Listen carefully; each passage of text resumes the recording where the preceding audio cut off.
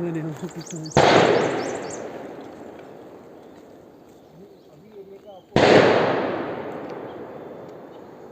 के लिए हम बता दें कि यही वो स्पॉट है चेक का और जहां पे इनकाउंटर जारी है। देख सकते हैं आप मेरे कैमरामैन के साथ, ये लाइव विजुअल्स आपको दिखा रहे हैं चेक की तरफ से।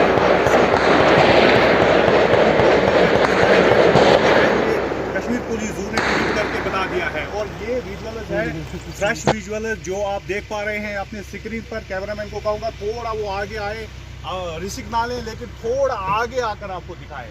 कैमरामैन को कहता हूं कि आप रिस्क ना लें, थोड़ा बहुत आगे आकर इनको दिखाएं कि यही विजुअल्स है। देख सकते हैं आप मेरे कैमरा पर्सन के साथ, ये विजुअल्स आप देख सकते हैं किस तरह से कॉर्डन लगा हुआ है और यहाँ ही है ये वो चेक की तरफ जो है, यही स्पॉट है जिसपे इनकाउंटर हुआ था और 2 मिलिटेंट को मारे जाने की खबर है यहाँ पे।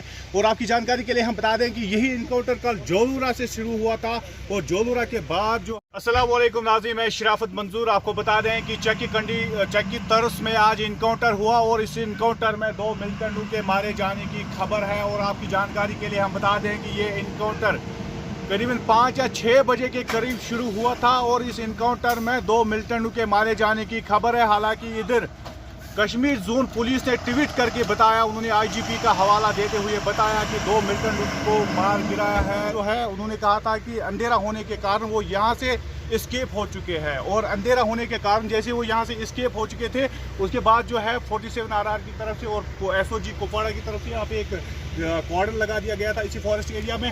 और देख सकते हैं आप लाइव विजुअल में हमारे